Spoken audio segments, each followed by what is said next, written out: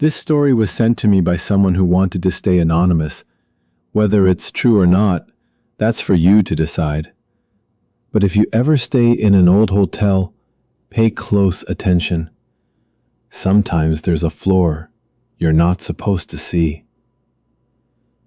Lisa was 21 and had just started working as a night receptionist at a hotel from the 1930s. The building creaked, the elevator sounded strange, and the place often felt cold. On her fifth night, at exactly 2:44 a.m., the phone rang. The caller ID showed room 604. That couldn't be right. The hotel had only 5 floors. Lisa answered. A soft, female voice whispered, "You have to find me before he does." The next night, the same room called again at 2:44. The voice was more desperate. "He's coming. Don't let him in." Lisa asked her manager about the 6th floor. He looked at her and said, "We never talk about that." She didn't believe him and checked the elevator logs. Every night between 2:40 and 2:45, the elevator stopped on a 6th floor, even though it didn't exist. That night, she called the elevator and pressed all buttons. No 6. Then the screen flickered, and the doors opened to a dark hallway. At the end was room 604. The door was slightly open. Inside was only a large mirror. In the reflection, she saw something behind her, a tall, faceless shadow. She spun around. No one. When she looked back, the shadow had moved closer. Suddenly, she was outside. Morning light hit the hotel. She had lost hours. The phone rang again. "You saw him, didn't you? He trapped me. Everyone forgot me. Please tell them I was real." Lisa found old missing person reports. A woman disappeared from room 304, but tried to move to 604. There were more cases, all during that same time. When she confronted her manager again, her keycard stopped working. Her name vanished from the system. She tried quitting, but every night at 2:44, she woke by the elevator, in uniform, holding the phone. "You have to find me before he does." She's trapped in a nightmare with no end. So if you ever stay in an old hotel and the elevator stops on a floor that shouldn't exist, don't step out. Don't look in. It started with a mirror I bought at a garage sale. Old, full length, framed in dark oak. The woman selling it said it came from an estate where strange things happened, then laughed it off. I should have walked away, but it was cheap and it looked antique, so I took it home. That night, I noticed something off. My reflection blinked slightly out of sync, just a half-second delay like a buffering video. I blamed the lighting, the lag. Maybe I was just tired. The next day, it was worse. When I leaned in to examine a blemish, my reflection smiled back at me. I didn't smile. I froze. Goosebumps covered my arms. I turned away, then looked again. Now, it was normal. I tried ignoring it. What else could I do? Over the next week, My reflection grew, bolder. It would tilt its head when I didn't, raise its hand a second before I did. Once, I sneezed, and it didn't move at all. That night, I turned off the lights and caught it still staring, even after I walked away. No movement, just watching. I covered the mirror with a sheet, thick, heavy. I tucked it in behind the frame. But around 3:17 a.m., I woke to the sound of fabric dragging across the floor. The sheet was gone. The mirror stood at the end of my bed, uncovered. And in it, my reflection was closer than it should have been, face pressed against the glass, eyes wide, grinning. I couldn't sleep after that. I shoved the mirror into the basement and locked the door. 2 days passed, quiet. I started to think I'd imagined everything. Then my phone started acting up. Photos wouldn't save. Selfies came out blurry, distorted. One night, I looked at a live photo. It showed someone standing behind me. It looked like me. Same hoodie, same scar on my lip. But the face, the eyes, it wasn't mine. I ran to the basement. I smashed the mirror with a hammer. Glass shattered across the floor. I cried from relief. But the next day, I heard a noise coming from downstairs.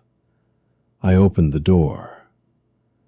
And there it was, the mirror, standing upright, unbroken, not even a scratch.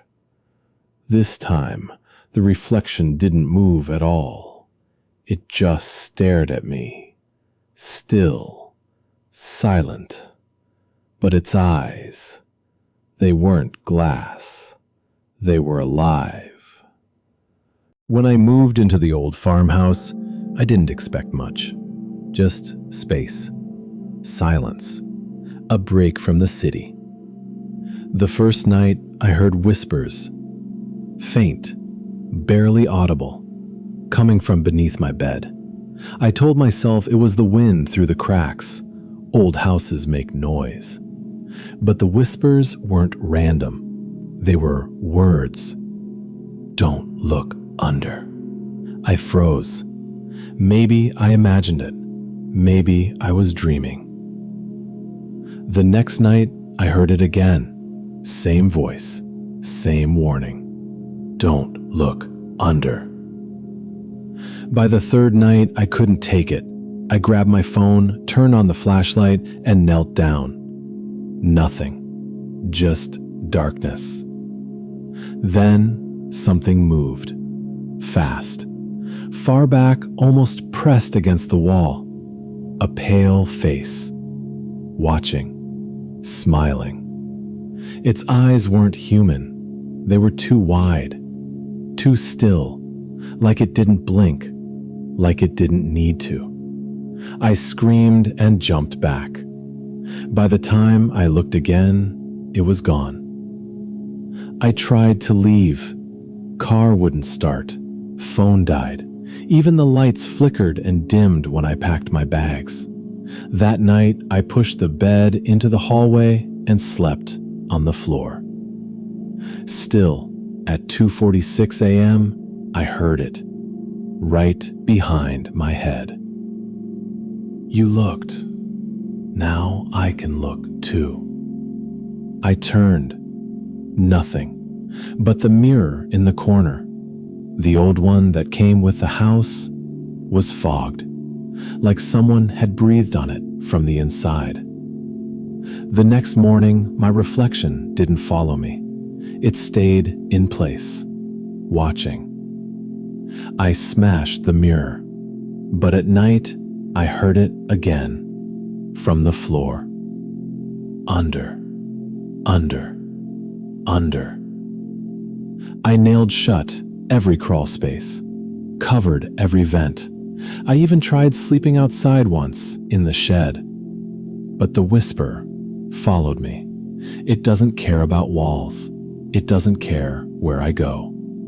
It only cares if I listen.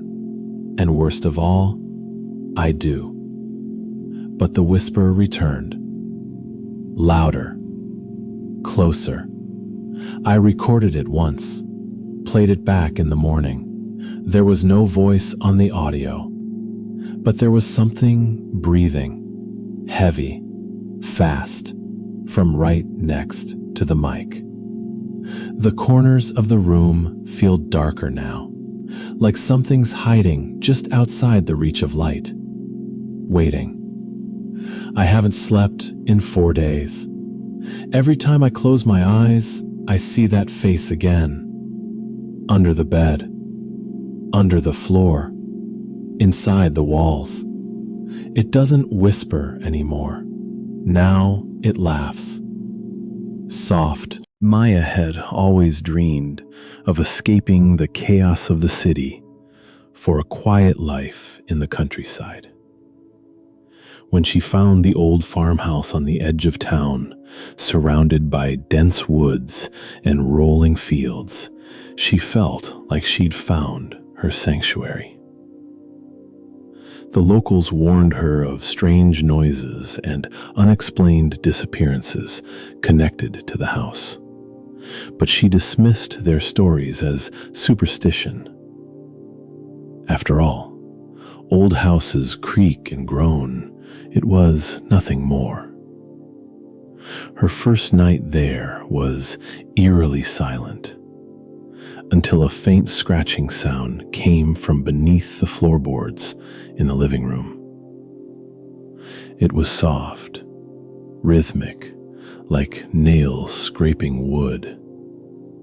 Unable to ignore her curiosity, Maya knelt down and pried up a loose plank.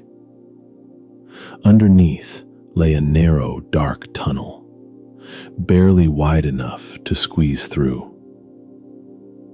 The stale, cold air that escaped smelled like decay, sending a chill down her spine.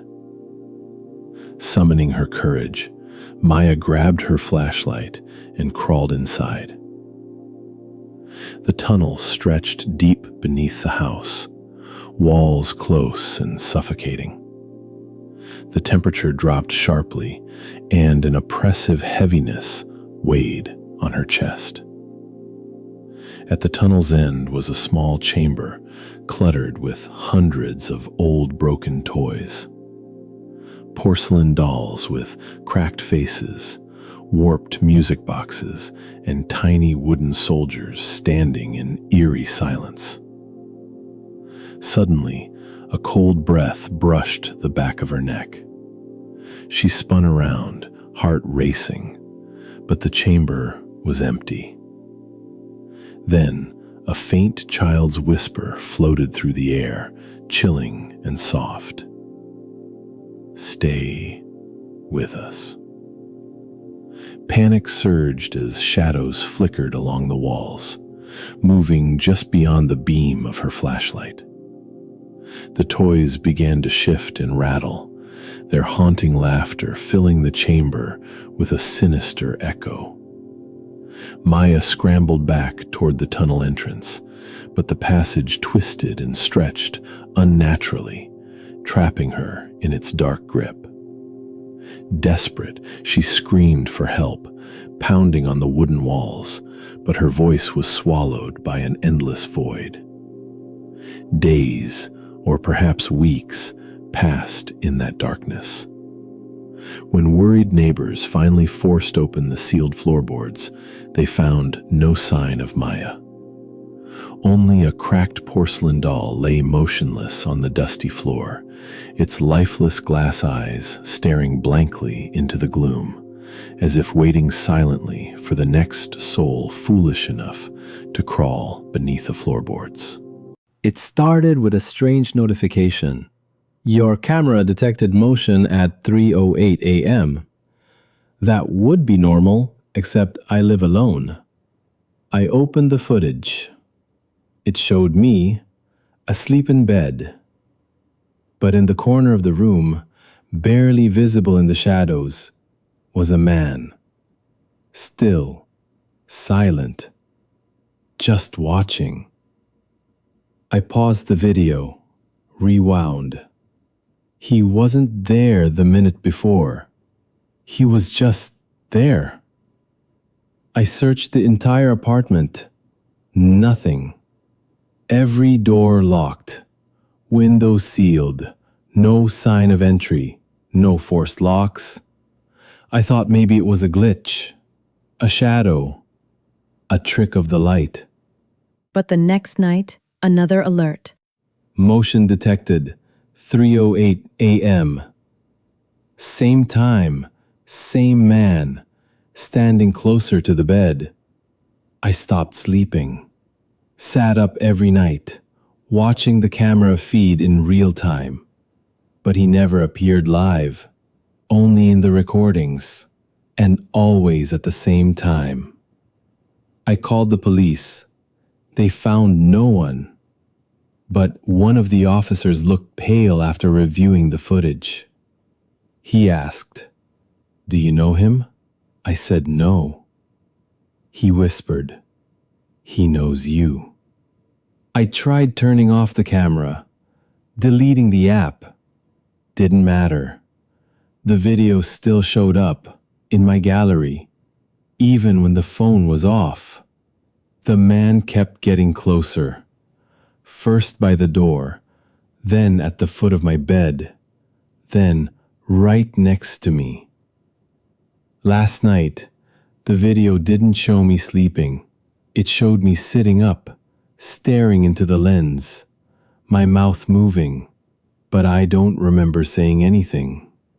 I played the sound at max volume. All I said was, "Let him in." I haven't left my apartment since. I've blocked the door, covered every camera. But tonight, at exactly 3:08 a.m., I got a message. Not from the app, not from the police, from me. A text. "You forgot to lock the closet."